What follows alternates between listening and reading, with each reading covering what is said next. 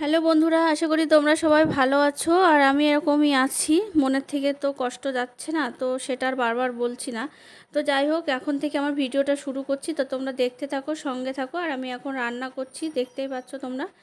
তো দুই পাশে দুই ওভেনে বসিয়ে দিয়েছি, একটা ভাত বসিয়ে দিয়েছি, আর একটাতে এমনি সবজি করব। আর এদিকে বাইরের দৃশ্যটা দেখিয়ে দিলাম চারিদিকে।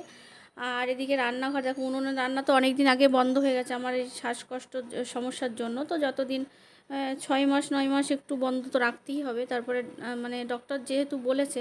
আর এদিকে পেঁপের আলুর রসা করব, আর আলু দিয়ে উচ্ছে দিয়ে একটা রসা করব। আর এখানে ওলটা আমার ভয় করছে, রান্না করব তো তা হাত চুলকাবে সেই ভয়ে মানে ওলটা আমি তৈরি করতেও পারছি না। তো যাই হোক, দেখি কি করা যায়। আর এদিকে বাইরে জামা কাপড় কেচে ধুয়ে মেলে দিয়েছিলাম সকালবেলা।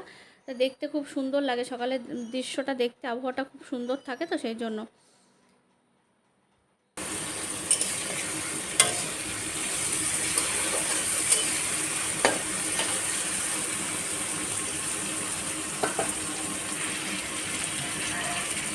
তো রান্না বান্না সব হয়ে গেছে, ভগবানের ভোগ লাগানো, প্রসাদ পাওয়া সব হয়ে গেছে। তো এখন দুপুরবেলা এসেছে, দেখো একটা ঠামা এসেছে। ঠামাকে বললাম এই ওল ডাঁটাগুলো একটু তৈরি করে দিয়ে যাও না। ঠামা স্নান টান করে এসেছে, আমি বলছি কালকে সকালে রান্না করব। আমার তো হাত চুলকায় প্রচণ্ড, সেই জন্য আমি পাচ্ছিও না। এদিকে তো সবাই ভালোবাসে ওগুলো। আরে বাইরে জামা কাপড় আরও কটা দিয়েছি কেচে।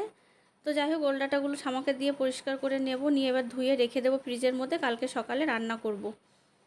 আর এখন এসেছি আমি সোনামণিকে, এখন দুপুর হয়ে গেছে যেহেতু 12:30 বাজে। তো সোনামণিকে এখান থেকে সরিয়ে গোয়াল ঘরে বারান্দায় দিলাম, এই সময় ওখানে সরিয়ে দিই। সকাল থেকে এখানে খায়, আর ওখানেও নাদা আছে, নাদাই খায়। এবার এখানে জল দিয়ে খায়, ওখানে শুকনো খায়, আর বালতিতে জল দেওয়া হয়। আর এখানে পরিষ্কার করে নেব, নাহলে সকালবেলা ভিজা থাকে। তো সকালবেলা যেহেতু আবার সোনামণিকে এখানে দেওয়া হবে, তা শুকিয়ে যাবে, তার মধ্যে তা জল দিয়ে ধুয়ে গোবর গোবর ফেলে দিয়ে জল দিয়ে ধুয়ে পরিষ্কার করে নাদায় জল টল দিয়ে খাবার ভিজিয়ে রাখবো আবার।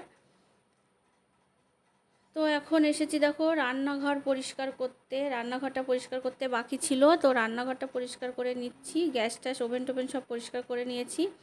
আর বাসন কোসন সকালেই মেজে ধুয়ে রেখেছিলাম। আর ওই রান্নাঘরটা ছিল, বাদ বাকি কাজগুলো বাইরের দিকটা সেরে এসে আবার রান্নাঘরটা পরিষ্কার করে নিচ্ছি। আর তারপরে একটু ভাবছিলাম যে বিকালের দিকে যেতে হয়, বাবা একা থাকে। তো বাবুকে দেখতে মানে ওই বাড়িতে যেতে ইচ্ছা করে কি, আমাদের বাড়িতে আর কি। বাবু একা থাকে, তাছাড়া একটু যাই, আমারও ভালো লাগে। মা নেই তাই কি, মায়ের স্মৃতি তো চারিদিকে ঘেরা। তা মনে হয় যেন গেলে মানে মনটা শান্তি হয়। তো যাচ্ছি এখন বিকালবেলা, দেখতে পাচ্ছ। তা সমস্ত কাজ একটু মানে আজকে ঘুমায়ও নি দুপুরবেলা, একটুখানি বিশ্রাম নিয়েছিলাম। মোবাইল দেখছিলাম, দেখতে দেখতে উঠলাম, মানে ঘুম হয়নি। উঠে দুপুরবেলা সমস্ত কাজগুলো সেরে নিয়ে এখন বিকালবেলার দিকে যাচ্ছি। তো এখনও রৌদ্র আছে, দেখতে পাচ্ছ।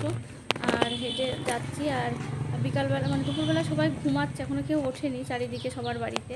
আর আমি একা একা চলছি, মানে 4টে বেজে গেছে, তবুও মানে সবাই ঘুমাচ্ছে, হয়তো সবাই দেরি করে ঘুমিয়েছে।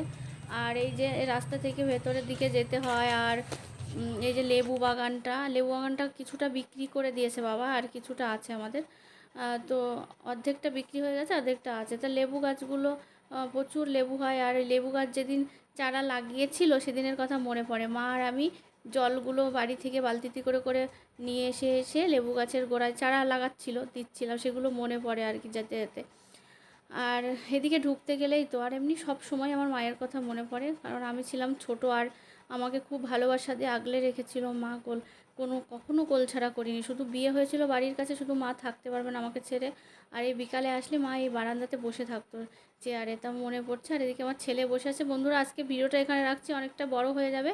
পরের ভিডিওতে আবার দেখা হবে, তত সময় তোমরা ভালো থেকো, সুস্থ থেকো, সাবধানে থেকো। চ্যানেলটিকে ভালো লাগলে অবশ্যই সাবস্ক্রাইব করে দেবে, লাইক কমেন্ট করে দেবে। হরে কৃষ্ণ।